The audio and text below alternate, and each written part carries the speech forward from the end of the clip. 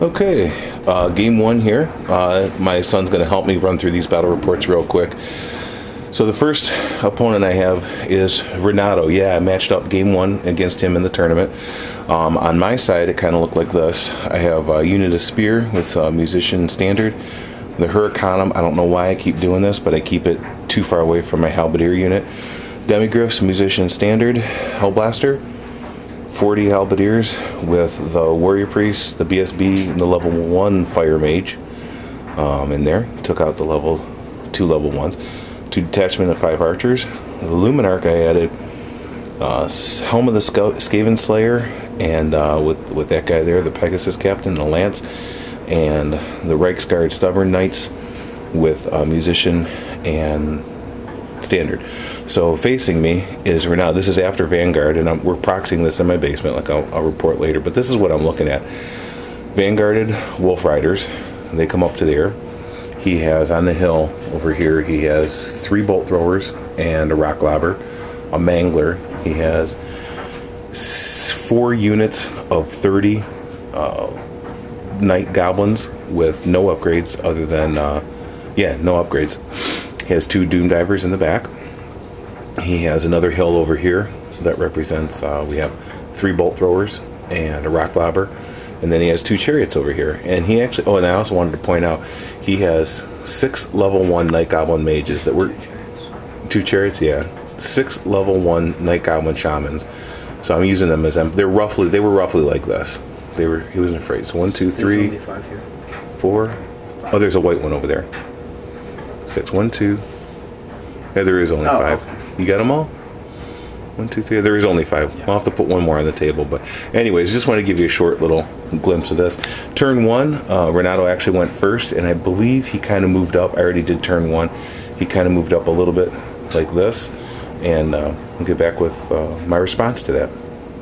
So to sum up real quick, the Mangler on his turn moved up to right about there. And then shooting, again, I'm not going to peel everything off, but on shooting on his turn, he took off out of the 46 guys that are here, he took off about 10 of them.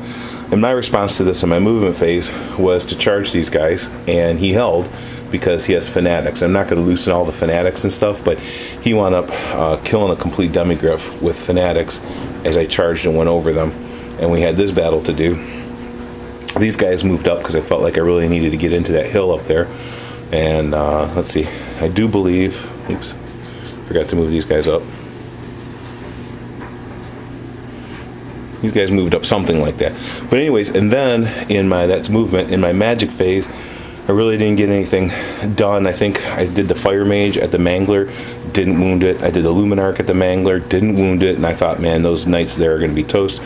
So then on my turn 1 also, our turn 1 and 2 took forever. I didn't think we'd be able to get done with turn 3 by the hour and 45 time limit. Then on my shooting phase, I took a shot and I killed this wolf chariot, and that forced this one to take a panic check, and it failed. But by that time, it fled through the building. Yeah, so that one was dead. Thank you, Bryce. And let's see, these wolf riders died. These ones, take those off. This demigriff was dead. And then those wolf riders there panicked, and essentially they wound up flying and fleeing and ultimately left the battlefield there. Be careful of the tails. Thanks, man. So that was like that. And now, mind you, we have like a crap ton of fanatics flying around through here that are still alive. So we have all that. And we'll get back with Renato's turn. So Renato responded with moving more night goblins up.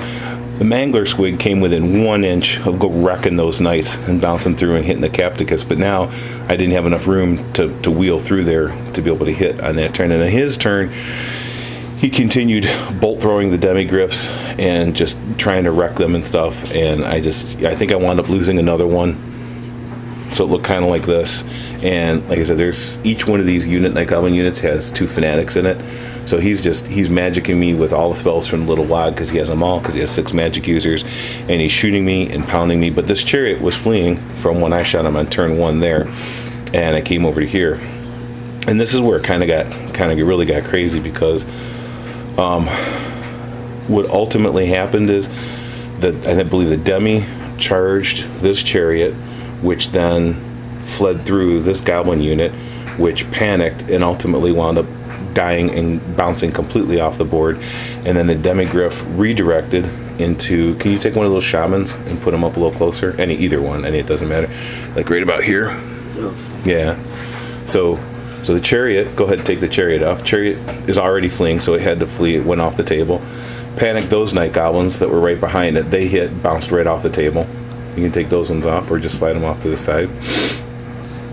And then I redirected into the shaman. And the shaman, obviously this demigriff's going to eat him up and completely toast him. But I think I wound up releasing more fanatics somehow, but that magic user wound up dying. So he died. And then the halberdiers, depleted as they are from shooting and getting pounded with rock lobbers and stuff like that, came up there. And somehow in Renato's turn, he wound up killing enough of these knights over here that he killed them all except for one who passed this panic check. So he wound up staying there, which was huge because the mangler didn't go. So that's what Renato did on his next turn. Then on my following turn, so then on my next turn, somehow my demigriff wound up dying, but I did make the one knight charge into that bolt thrower, which I killed. He broke. I overran into the next bolt thrower. So the small bolt thrower is dead. Thank you. Next one, I ran up to there. And then my Capticus, I believe I charged something. But anyways, I'm into one of the shamans right there, finally. And in my turn, I wind up killing that shaman.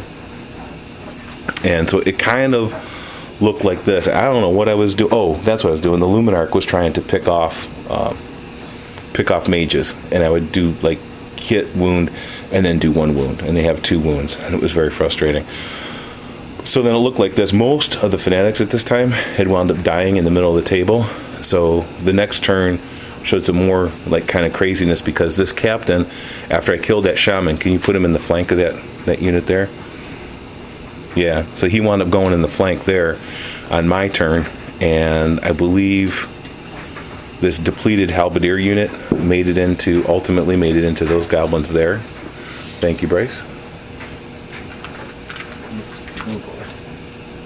Which one is this one and this one? Wherever there's room. So again, for the sake of speed, my halberdier unit at this time has about 30 guys in it. So I've lost about 25 to shooting. And so it kind of looks like this. That goblin shaman was dead. I'm into that bolt thrower on his turn. Things are looking good. Oh, and then when that first bolt thrower died, one of those bolt throwers up there panicked, so they won't be able to shoot on his turn. That's no big deal. That's okay. No, just leave it. So one of them panicked, and I overran into the other one, so that was good. One of his, I believe at this point, one of his night goblin shamans panicked because of the one bolt thrower that was killed, so he fled off the table. And over here, I believe how this went down is I hit this unit, I crushed them, they fled, got away, but panicked and bounced all the way through off the board.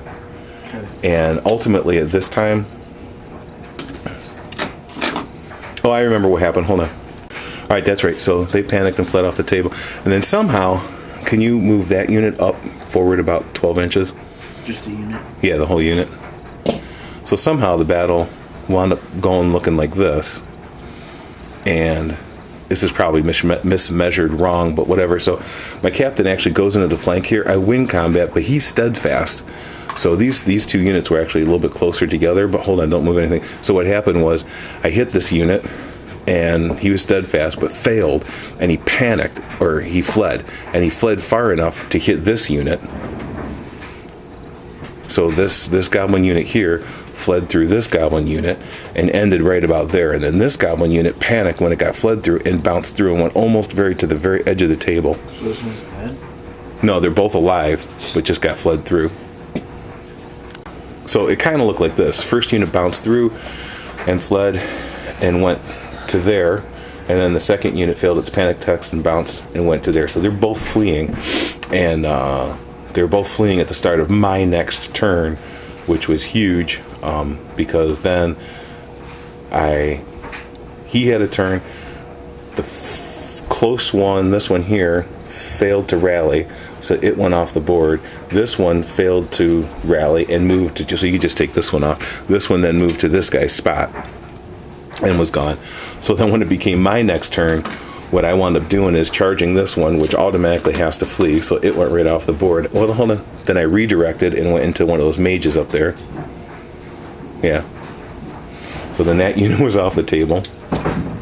And then this guy up here is just munching away on things. Oh, and this mangler squig, after, I had, that guy had gone all the way up to the top and started wrecking the hill up there. This mangler squig decided to come this way, and I think he wound up hitting, and he wrecked a bunch of archers, and I do believe he did go through the halberdier unit that was here, and so it's kind of like that's the way it stood.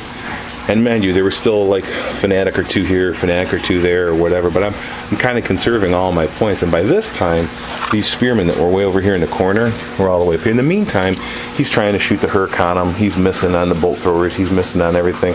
He's trying to shoot the Luminarch. He's not doing. Luminarch's trying to shoot his little mages and stuff like that.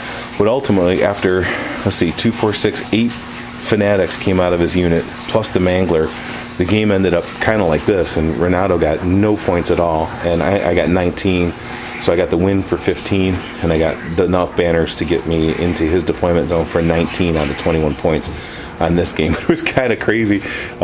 This guy went up here and wound up eating war machines up here.